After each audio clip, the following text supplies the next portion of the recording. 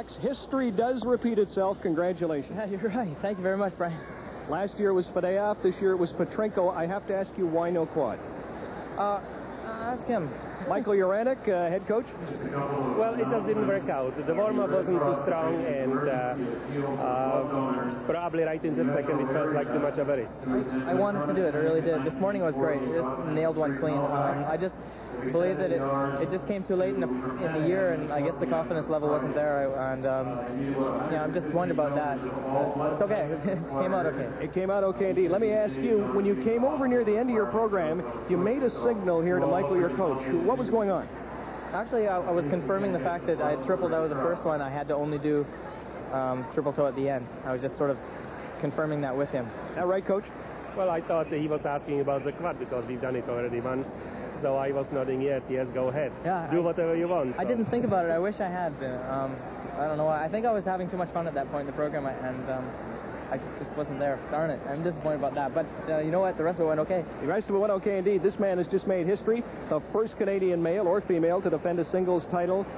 Is it better the second time? Oh, definitely. The last one, I just felt like we had a great week. Trained hard and came out of it on top. This one, I really worked for. All right. And it's even better. All right, let's see if we can move over here. Tracy Wilson is standing by with Viktor Petrenko. Tracy, when you're through with Viktor, let's bring them together. You talk to Viktor, and then we'll have the two here. Well, Viktor, we are delighted to have you with us. How did you feel about your performance this evening? I feel great. I think it was a good show, and I could say only all's well that ends well. That's right. It was a great performance, and I said I would speak to you in Russian, and I'd like to say Zdorova, which means perfect. Congratulations. Thank you very much. Okay, back to you, Brian. All right, hang on. Kurt's got to put his skates on. Before he does, Tracy, so does Viktor. Viktor, come on over here. Between Michael, Tracy, and Kurt.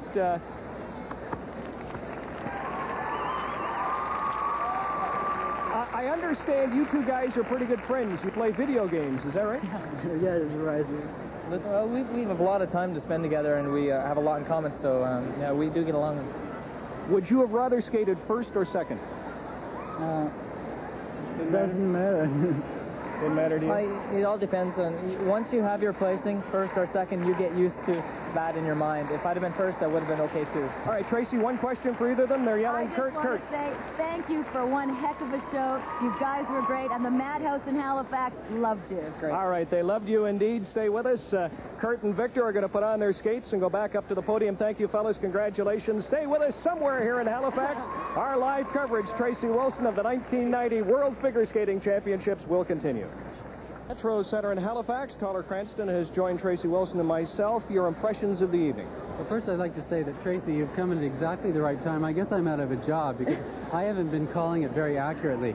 I think Viktor Petrenko had great quality, great musicality, and I actually wouldn't have been sure which one I would have put first. Of course, Kurt was the hometown favorite.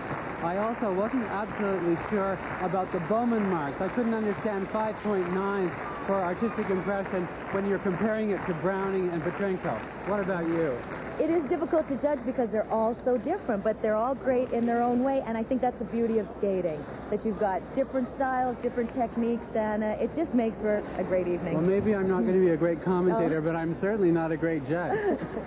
Let me ask you, as a skater, I asked Viktor, would you prefer to skate first or second? He said it didn't matter. Where would you like to be if you were Viktor or Kurt? Well, Kurt said the perfect thing. The thing is, your destiny is to skate either first or second, and regardless of what your position is, it's the best position. You've got to convince yourself of that.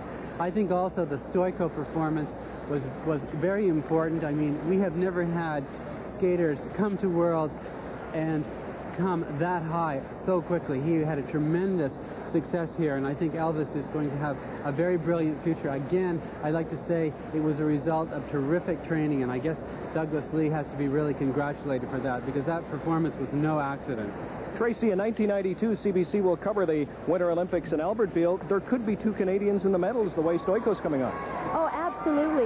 He just has to develop his personality on the ice, but he's only 17. He's got the jumps, he's got the difficult part, and I know he's going to come through just like Brian Orser did. All right, you are two former champions. Tell me about psyching yourself up. How did he put the troubles behind him? I mean, he fell here on Sunday, Kurt Browning. He cut his knee.